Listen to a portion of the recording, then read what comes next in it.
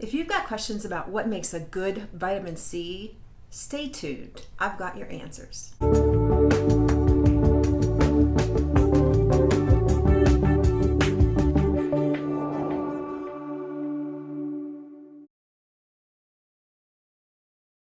Welcome back. Christine Byer here, licensed esthetician for 21 years. And look, you guys, Feliz Navidad. Anyway, welcome back. In this channel, we talk a lot about skincare journeys because it's never one thing that makes your face look better. It's usually a whole combination of things. And today I want to talk about vitamin C and how that helps the skin. I get this question a lot. I think it's funny. Gosh, it was when I lived in Texas when vitamin C just came out in droves. I mean, it's like Celex C, SkinCeuticals. I mean, on and on. There were so many vitamin C companies that just exploded onto the scene. And I'm like, Celex C even still a thing? Is it still a company? But yeah, I mean, they were everywhere. And vitamin C is very important. It's like if you look at any of the regular channels on here, they're going to say, any derm is going to say vitamin A, vitamin C, sunscreen, maybe hyaluronic acid, some other stuff, but those are your basics. And generally, when you add vitamin C, if it's a good one, you're going to see skin brightening. Your skin's going to be calmer. Your skin is going to feel sort of plump and dewy and hydrated from within. Vitamin C offers so many benefits to the skin, but I think a lot of YouTubers get really hung up on, scientifically, it says L-ascorbic is the most powerful vitamin C for the skin. That may be true, but not all skins can handle it in high concentrations. To the point where I've seen clients that have been like, oh yeah, I've been on vitamin C for years and years. And you look at they just have patches like right through here, that the finest frayed capillaries.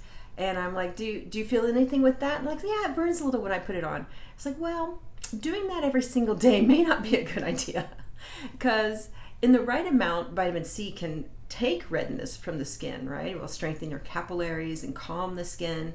But I think certain formulas, if you feel them or they sting, that's not always a good sign, especially if you're doing that day after day after day. We don't want inflammaging, which is skin inflammation that leads to aging over time. So what makes a good vitamin C? It would be a product that doesn't burn your skin, that brightens your skin, that you should see a result within a month or two of, or geez, I'm hoping less, with consistent use. It would be one that's buffered so that your skin can absorb it. It may have more than one form of vitamin C in it because not all skins react the same to every form of vitamin C. So in the brands that I use, the formulas I've tended to like the best have been just loaded with fat-soluble forms of vitamin C and then water-soluble forms of vitamin C, and this just mixed together in this, it's like one size doesn't fit all, so let's try to offer something for everybody. So what makes a good vitamin C? You want to look on the ingredient deck, and that vitamin C needs to be within the first 5. Because usually you look at the ingredient deck and the first 90% is some sort of filler or water or something. Then you get down to the more active ingredients, and then after 1%, it doesn't even matter. They don't even have to put them in the order of amount because it's such a tiny part of the formula. So when I look at, for example, my Triple C Gold, now this is a long-lasting form of vitamin C because it's got 3 different types of vitamin C in it, and gold. When vitamin C is combined with gold, it helps it absorb more at the molecular level. So they're more effective at that molecular level. This makes it possible for them to penetrate and be absorbed at the skin's lower level in the dermis. And so this protects new cells and promotes collagen growth. Gold can reduce acne inflammation. It can reduce skin redness. And it also protects against free radicals that lead to fine lines and wrinkles.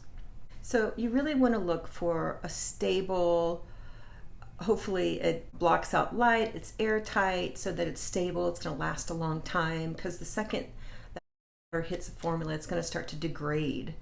the oxygen degrades a formula. So that's why I tend to like airtight and pumps. Airtight, light tight containers to deliver your vitamin C. This has L-ascorbic in it, and the fat-soluble form is the hexahexadesylscorbate. Try saying that 5 times fast. That's a fat-soluble form of vitamin C, very brightening for the skin, very well tolerated. Skin loves it, works very well on most skin types. It also has Kakuta plum extract, which is the world's highest source of vitamin C. Like this little Kakuta plum, it just packs.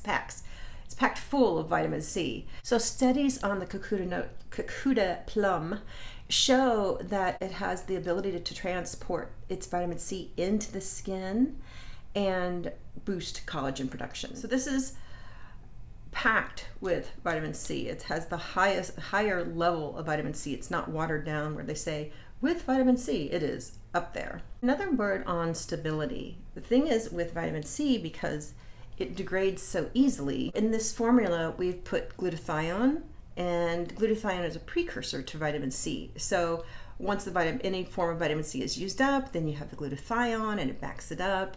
And so it's highly stable. And so many products, once you open them, if like a dropper or whatever, boom, within 2 weeks you've lost a ton of potency due to oxidation. So the glutathione with the vitamin C and the gold, like that mixture together, makes this highly stable. This formula with the glutathione attached to the vitamin C, it makes the vitamin C in it 100% available to your skin. So it's just, I don't like to put my name on anything unless it's really good, and I love this formula. So what are the benefits of vitamin C? You can expect it to brighten your skin, you can expect it to improve hydration, you can expect it to protect collagen synthesis, you can expect it to treat UV-induced damage, so help with spots, it aids in wound healing, and it reduces wrinkles. So vitamin C is really important in your routine. This December we are talking about technology in skincare, and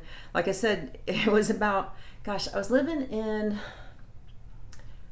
I got my license in 2000, and I was living it was the first couple of years I had my license in Texas, because we moved to Texas in 2006, and I just remember going to SkinCeuticals convention in Houston, driving to Houston with a colleague, and just all the hoopla around vitamin C at that time, and that was it. There was just this explosion. But back then, it was just L-ascorbic acid. That was it. That's just like, okay, the science says this, and that's all we got. So we're just gonna try to put it in a formula and make it as stable as possible. And that CE ferulic, that's just been around forever. And while I feel that works fine for some skins, I feel like it can be overly stimulating to others, and you'll know that by if you start to get sort of fuzzy dilated capillaries where you tend to first apply it. I've seen that quite a bit with high levels of L-ascorbic acid being applied onto the skin. But yeah, vitamin C has come a long way. I mean, if you have not tried our vitamin C, please make sure you have one in your routine, and please make sure that the vitamin C is high up on the ingredient deck. Otherwise, it's just not going to do much for your skin. You're not going to see the plumpness, the brightening. You're not going to see any of that because you won't have enough being absorbed. Okay, thanks for watching. Talk to you later. Bye now.